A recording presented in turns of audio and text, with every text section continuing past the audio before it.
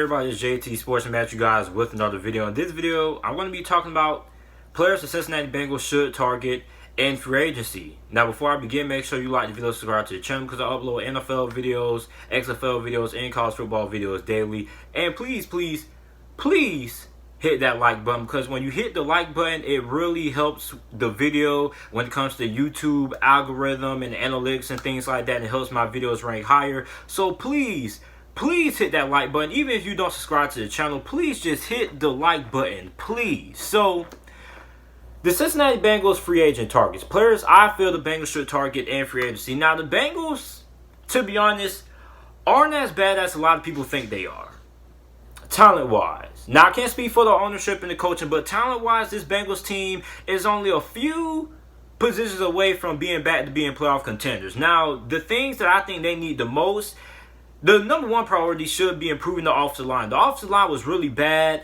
and a big reason for why the offensive line was bad was because two of their starters didn't even play last year. Their first-round pick ended up getting injured, and another one of their starters ended up retiring. So that was two starters on the offensive line that didn't play last season. But other than the offensive line, this Bengals team on the offensive side of the ball is pretty solid. Now, they do need a quarterback. Most likely, everybody thinks that's going to be Joe Burrow. You got Joe Mixon, who is a good halfback. You got Tyler Poole, who has proven for 2 straight years in a row that he's capable of being a number 1 wide receiver. And John Ross, when he was able to stay healthy and stay on the field, was pretty good as well. So, for the Cincinnati Bengals, on the defense side of the ball, they definitely need to improve the linebacking core. I think the Bengals have one of the worst linebacking units in all of the NFL. And that's pretty much the biggest hole that they have in the roster. Now, they probably could use another edge rusher to pair along with Geno Atkins and Carlos Dunlap and Sam Hubbard.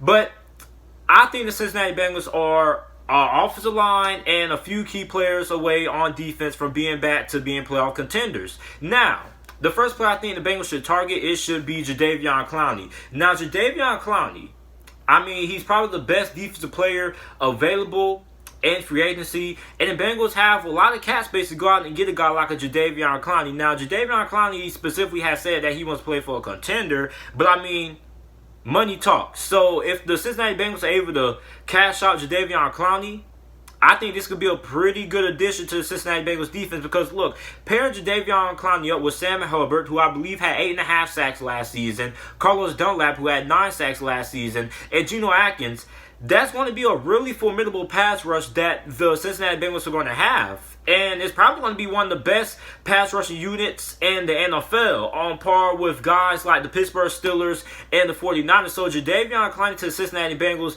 could be a really big addition for the Cincinnati Bengals. Now, the next person that I feel the Cincinnati Bengals should go after in free agency should be edge rusher Robert Quinn. Now, Robert Quinn is a little bit older than Jadeveon Clowney. His contract, he's still going to demand a pretty good chunk, but he's not going to demand as much money as Jadeveon Clowney is going to demand. Now, the Cincinnati Bengals cannot get Jadeveon Clowney. I think edge rusher Robert Quinn would probably be the next alternative if they're not able to get Jadeveon Clowney. Now, in 2019, he had 26 sacks, 26 tackles, 11.5 sacks, and 2 forced fumbles. So Robert Quinn still a little bit up there in age. I think he's like 30 years old. He's still a very productive pass rusher, and we saw that last year with the Dallas Cowboys. And putting him up with Carlos Dunlap, Geno Atkins, and Sam Hubbard, I mean, that's going to bolster the Cincinnati Bengals pass rush unit. So I don't really think you can go wrong if you're the Cincinnati Bengals going after Jadeveon Clowney. Now, I know Jadeveon Clowney doesn't have the best stats, but he is one of the best edge rushers that we have in the NFL. And Robert Quinn, if you're not able to sign a guy like a Jadeveon Clowney, who's probably going to want to max dollars, who's probably going to be one of the highest paid pass rushers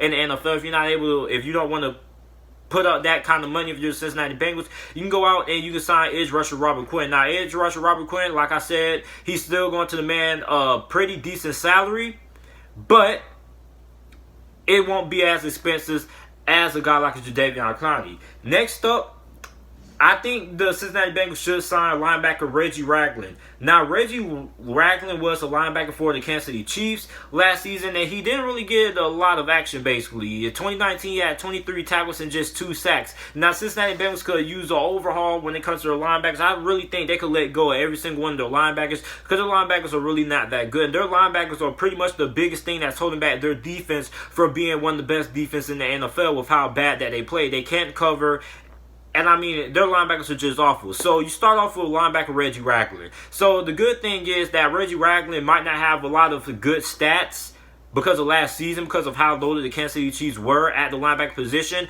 But Reggie Ragland is an upgrade compared to the linebackers that they have on their roster currently. And also, you can get him for a very, very cheap price. I don't think Reggie Ragland is going to demand a huge market in free agency. So if you're the Cincinnati Bengals, you could probably get away with paying him, about $2 million, $3 million a year, something to like a 3-year deal. And I think that would be a pretty good addition because Reggie Ragland, he's okay in coverage. He's a good tackler. He can also somewhat get after the quarterback. So in my opinion, I think Reggie Ragland, he's not going to demand a huge salary, and he'll be an upgrade compared to the linebackers that the Cincinnati Bengals currently have on their roster as of right now. The next linebacker that I have on this list, I have linebacker Corey Littleton. Now, Corey Littleton is one of the best coverage linebackers that we have in the NFL right now. Last season, he balled out for the LA Rams. He had 78 tackles, 3.5 sacks, 2 forced fumbles, and 2 interceptions. And one of the biggest knocks on the Cincinnati Bengals linebackers is how poor they are in coverage. I think, according to Pro Football Focus, the Cincinnati Bengals linebacking core was one of the worst coverage linebacker units in all the NFL. Now, for the Cincinnati Bengals, I think Corey Littleton, he's going to have a pretty big market due to how good he is in coverage. So I think the Cincinnati Bengals are pretty much going to have to be able to get out their pocketbooks and try to get a guy like a Corey Littleton, because the Cincinnati Bengals, like I said, the only thing holding back the Cincinnati Bengals defense from being one of the best defenses in the NFL is their linebacker position. So if you're able to get a guy like a Corey Littleton, I think he'd be worth every dollar, because not only is he able to get after the passer a little bit. Now, he's not an elite pass rusher, but he can get after the quarterback from time. But you're getting a guy like a Corey Littleton because of how good he is and coverage. He's also a very solid tackler as well. And Corey Littleton, he can cover the middle of the field. He can cover tight ends and man-to-man coverage. So, I mean, I think Corey Littleton is a must-have for the Cincinnati Bengals, considering how weak their linebackers have been over the last couple of years and pass coverage. So, I think Corey Littleton is a must-have addition for the Cincinnati Bengals. And if they're able to make this happen, their defense is going to be dramatically improved compared to where they were last season and the season before that. The next player the Cincinnati Bengals should target in free agency is offensive guard Brandon Sheriff. Now, the Cincinnati Bengals, their offensive line is god-awful. They have one of the worst offensive lines in the NFL, in my opinion. And I think if the Cincinnati Bengals, if they do draft Joe Burrow, or Joe Burrow refuses to play for the Cincinnati Bengals, they're going to have to protect whoever they have playing quarterback next season. Because, listen, Andy Dalton didn't play great, but, I mean, the offensive line also didn't give him a lot of time to sit back and throw as well. So, Brandon Sheriff is one of the best offensive guards that we have in the NFL right now. So, you go ahead and you get Brandon Sheriff, and boom. Your offensive line is really improved compared to where they were last season. And I mean, Brandon Sheriff, man, he's a good run blocker. He's a good pass blocker as well. And Brandon Sheriff will be a very good piece to solidifying or help solidify that offensive line for the Cincinnati Bengals. Because, look, I don't care what Cincinnati Bengals fans are going to get upset about the fact that I have offensive linemen on here. Listen, football is a game that's won in the trenches. If you don't win in the trenches, you lose. You can focus on skill position. You can focus on pass rushers and things like that. But you cannot ignore the fact that the offensive line is the biggest issue that Cincinnati Bengals have. And getting a guy like a Brandon Sheriff, he's going to demand a huge salary because he's probably the best offensive lineman hitting in free agency. Not because of how good he is, but also he's fairly young. I think he's only like 27 or 28 years old. So he's going to have at least 5 or 6 good years left in the tank. So he's going to demand a huge salary. But if you're the Cincinnati Bengals, you're going to have to empty them pocketbooks. Because, listen, you don't win in the NFL by being cheap.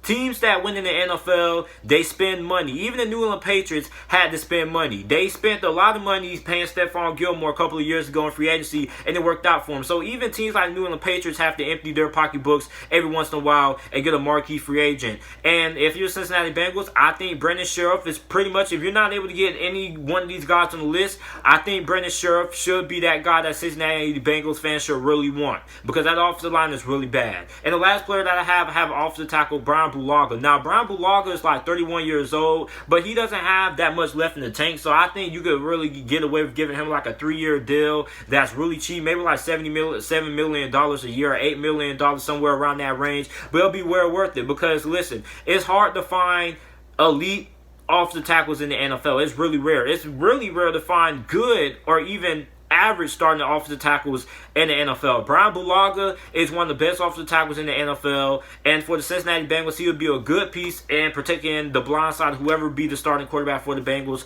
next season. So let me know what you guys think about this list down in the comment section down below. Make sure you like the video, subscribe to the channel for more NFL videos and content, and thanks for watching.